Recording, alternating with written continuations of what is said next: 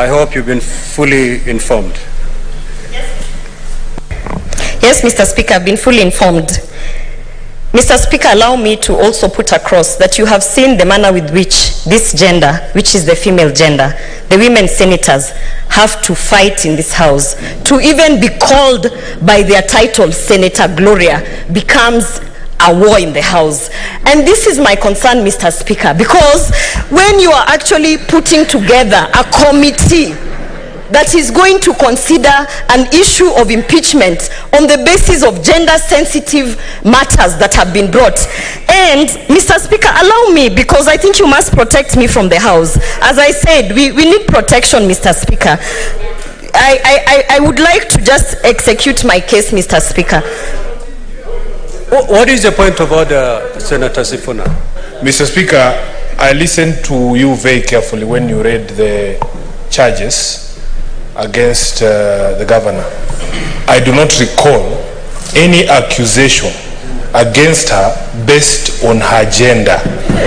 I would want to understand where Senator Gloria is getting this impression that somehow the question of the impeachment of the governor of Meru has anything to do with her gender. I think, Mr. Speaker, perhaps for her benefit, you could repeat the charges against her, because I did not hear anything touching on her gender when you read the charges, Mr. Speaker. I thank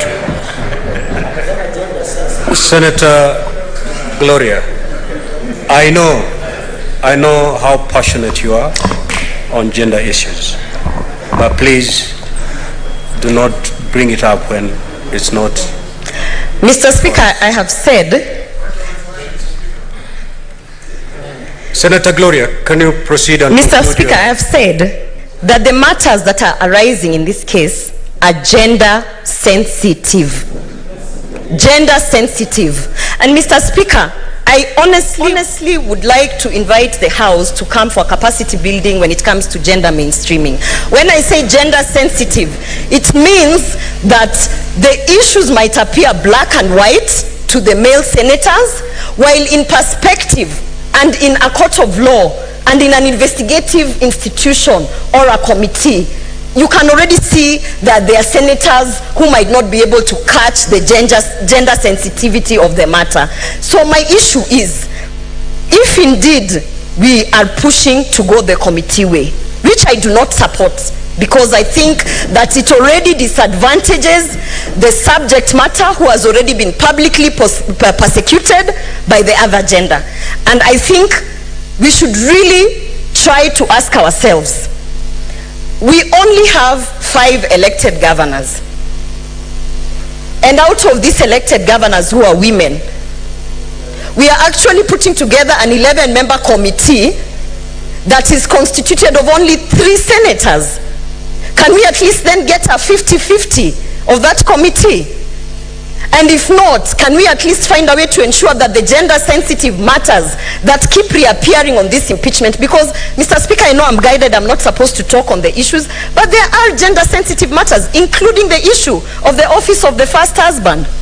That is a gender-sensitive matter. And we have to have a committee which we, as other senators, actually believe and trust that they will execute these matters with that awareness of the gender sensitivity. Because we know that it is a fact that it is the first time we're even experiencing the office of a first husband in this public nature. And most of the issues that are being brought up are actually attached to the gender matter. So, Mr. Speaker, I would like to say this. It is improper, and perhaps I would say morally improper, that a select few members come together and put together an 11-member committee without holding a kamkunji of any sort, without actually trying to talk to the senators and say this is the weight of the matter, get divergent views. And Mr. Speaker, we come to the floor of the House, we are thinking we are coming to execute our duties, and we are being told under the order paper that the Senate has already resolved to put an 11-member committee. So I oppose this motion. And I want to urge my fellow women senators, because there's a saying that says, first they come for the Jews, and then they come for who. By the time they come for you, there is no one to fight for you. So I want to urge, including those senators who are women, who have been the 3 senators who have been put in the committee. This is a matter that is bigger than you, and I want to ask you people to come together to ensure that Governor Kawira has got a fair and equal platform where we can actually listen and be able to execute our duties as senators of this House. Thank you, Mr. Speaker. Senator Ledama.